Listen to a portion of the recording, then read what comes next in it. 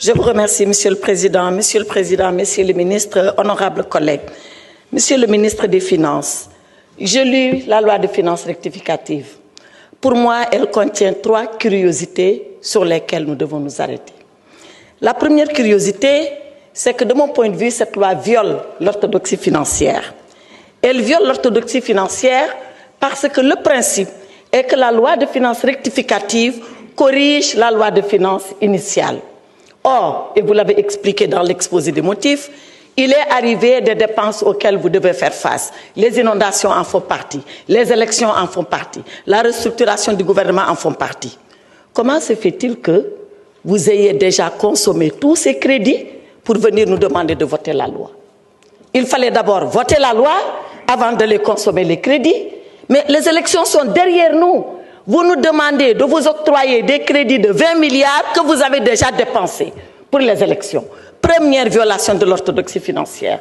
Parce que c'est comme si un enfant venait prendre 10 000 francs de la poche de son papa, aller les dépenser entièrement et revenir dire à son père « j'ai besoin que vous me prêtez 10 000 francs » alors qu'il les a déjà pris. Voilà la première violation. Deuxième violation de l'orthodoxie financière. La loi de finances rectificative, de mon point de vue, et là aussi, vous l'avez expliqué, elle a été faite parce qu'il y a un resserrement des recettes, d'accord, une moins-value de 840 milliards, il y a un accroissement des dépenses, d'accord, un accroissement de 600 et quelques milliards, d'où un déficit de 1500 et quelques milliards. Mais alors, Monsieur le Ministre, si nous devons resserrer les recettes, nous devons aussi resserrer les dépenses. Or, qu'est-ce que vous faites? À la page 25, je crois, du budget, vous dites exactement ceci. Sur le fonctionnement, vous consacrez dans la LFR 1676 milliards contre 1571 milliards. Vous êtes en train d'accroître les dépenses de 194 milliards. Pourquoi, alors que vous nous demandez de serrer la ceinture, vous augmentez ces dépenses qui sont des dépenses de fonctionnement?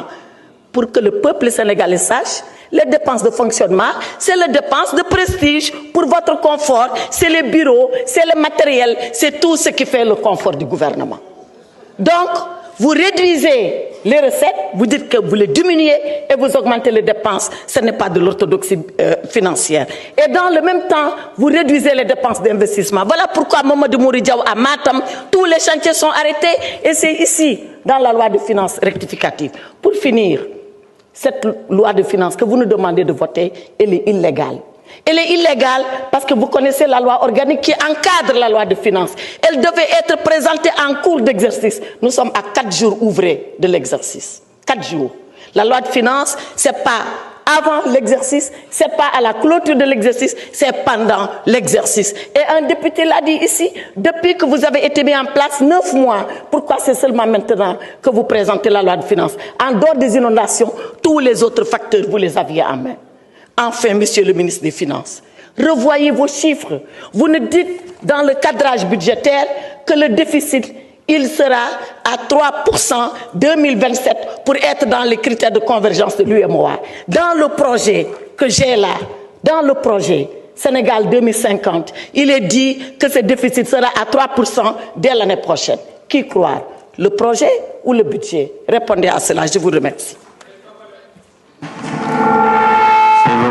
Merci beaucoup. La parole est à honorable député Aïb Dafé.